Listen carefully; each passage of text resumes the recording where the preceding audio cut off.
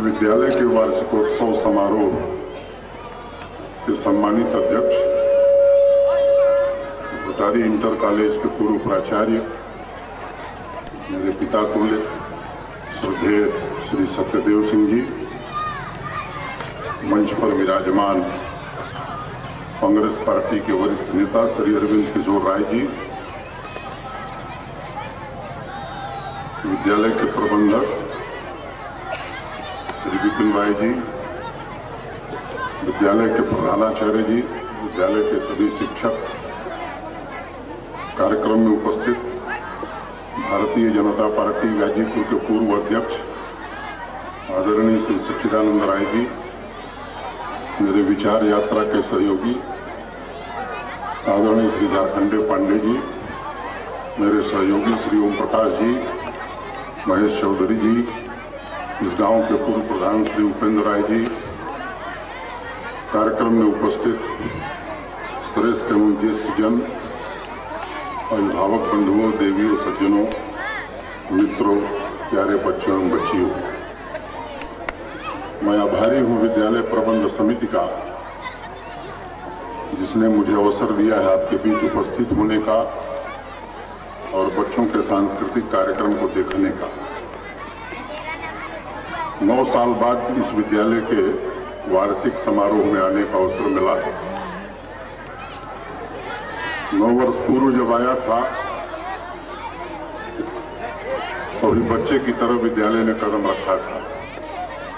आज देखने के बाद प्रसन्नता है कि यौवन के उभार पर विद्यालय पहुंच गया है। 1922 में महात्मा गांधी ने एक बात कही थी कि अगर देश आजाद भी हो जाएगा तो ये जटिल चुनाव प्रणाली, देर से मिलने वाली न्याय व्यवस्था और धनाढ्य लोगों का आतंक देश से गैर बराबरी खत्म नहीं कर पाएगा और इसलिए देश से गैर बराबरी खत्म करने का सबसे प्रभावी माध्यम शिक्षा होगी। आज जो कुछ हो रहा है खासतौर से शिक्षा के क्षेत्र में, मुझे बताने की आवश्यकता नहीं है। 4 वर्ष पूर्व देश की सरकार ने कानून लागू किया, राइट टू एजुकेशन के नाम से शिक्षा के मूल अधिकार का अधिनियम। जब संविधान बना था तो संविधान की मंशा थी कि 10 वर्ष बाद ही 6 वर्ष से लेकर के 14 वर्ष तक के हर बच्चे के शिक्षा का प्रबंध देश की सरकार करेगी। नहीं हो सका। 4 वर्ष पूर्व देश की संसद में यह कानून बना। कुछ बातें मुख्य रूप से उसमें कही गई थी, लेकिन आज अभी 60% विद्यालय ऐसे हैं जहां शौचालय का प्रबंध नहीं है। 40% विद्यालय इस देश में ऐसे हैं जहां लड़कियों के लिए अलग से शौचालय नहीं है। शिक्षकों की कमी, अनुशासनहीनता, ये अनेक ऐसी बातें हैं जिन पर लंबी बात की जा सकती है। 2013 अप्रैल तक देश की सरकार ने देश को भरोसा दिया था कि विद्यालयों की आधारभूत आवश्यकताओं की पूर्ति हो जाएगी, लेकिन संसाधनों की कमी का होना मैं समझता हूं अभी देश के नौनिहालों के लिए भारी पड़ रहा है। ये सच भी है, नए प्रयोग हो रहे हैं। कुछ वर्ष पूर्व कक्षा 8 की परीक्षा समाप्त कर दी गई। 10वीं कक्षा में भी अनिवार्य रूप से परीक्षा ली जाएगी बोर्ड की, ये आवश्यक नहीं है, स्वैच्छिक हो गया है। कहां पहुंचाना चाहते हैं मैं खुद नहीं समझ पाता हूं, शायद आप भी नहीं समझ पाते होंगे। जहां मार्स का अभियान सफल हो रहा है देश के वैज्ञानिकों के कारण, क्रायोजेनिक इंजन बनाने में हमें सफलता मिली है। पिछली शताब्दी के पिछले 2 दशकों में जहां विशेष रूप से विज्ञान में नई क्रांतियां हुई हैं, मैं समझता हूं वहाँ अभी हम शिक्षा के क्षेत्र की आवश्यकताओं की भी पूर्ति नहीं कर पा रहे हैं। देश के वैज्ञानिकों ने, विक्रम साराभाई ने जब स्पेस साइंस पर काम शुरू किया तो इस देश में विवाद खड़ा हुआ कि वह देश जहाँ भोजन का इंतजाम नहीं है, वह देश जहाँ इतनी गरीबी है, वहाँ स्पेस साइंस पर काम करने की जरूरत क्या है। लेकिन कम संसाधनों के बावजूद देश के वैज्ञानिकों ने सराहनीय काम किया है। चाहे वो उपग्रह का विज्ञान हो या मंगल तक पहुंचने का अभियान हो, उस दिशा में हम आगे बढ़ रहे हैं। खासतौर से पिछले 2 दशक में मैं बता रहा था कि इलेक्ट्रॉनिक्स में सॉलिड स्टेट कंप्यूटर, जिसके बारे में कभी भ्रम हुआ करता था कि बिना एयर कंडीशनर के ये कंप्यूटर चलेगा कैसे, अब लोग जेब में लेकर के घूम रहे हैं। इंटरनेट के आविष्कार ने दूरियां कम कर दी हैं। दुनिया के एक हिस्से से लेकर दूसरे हिस्से तक चंद सेकेंडों में लोगों के समाचार पहुंच जा रहे हैं। वहीं कुछ और भी प्रगति हुई है। खासतौर से नैनो विज्ञान के नाम से जो काम शुरू हुआ है, जेनेटिक इंजीनियरिंग के नाम से जो काम शुरू हुआ है, मैं समझता हूं देश को नहीं दुनिया को भारत का भारी योगदान होने वाला है। शरीर के उस एक खास हिस्से में जहां बीमारी है वहीं दवा दी जा सकती है। ऐसे वस्त्र बनाए जा सकते हैं जिनको शायद वर्षों तक धोने की जरूरत नहीं पड़ेगी। ऐसे पर्दे अब इस नैनो टेक्नोलॉजी के माध्यम से बनाए जा सकते हैं जिनसे उस पार किसी भी सूरत में दिखाई नहीं पड़ेगा। एक तरफ विज्ञान में हम प्रगति कर रहे हैं, सॉफ्टवेयर में जहां हमारे नौजवान लोगों ने देश में नहीं दुनिया में अपना डंका गाड़ा है। अमेरिका के सिलिकॉन वैली, मैं समझता हूं कि भारत के नौजवानों ने वहां जाकर के पूरी दुनिया को बताया है कि बौद्धिक क्षमता में हमारा कोई मुकाबला नहीं है। लेकिन कुछ कारणों से आज निश्चित रूप से ये हमारे लिए दुख का विषय है कि हम वहां नहीं पहुंच सके। 3 तरह के विद्यालय चल रहे हैं। एक पूर्णतः सरकारी सहायता से चल रहे हैं, कुछ विद्यालय हैं जो निजी प्रबंध तंत्र के हैं जिनको सरकारी सहायता मिल रही है, और एक तीसरी तरह के विद्यालय है जो विपिन जी जैसे लोग चला रहे हैं।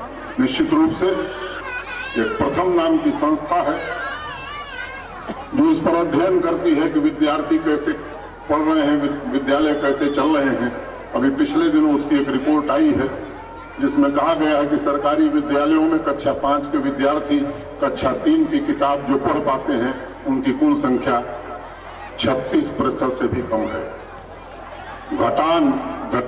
माने जोड़ और घटाने का सवाल कक्षा 3 के विद्यार्थी सरकारी विद्यालय में 19.8% कर रहे हैं।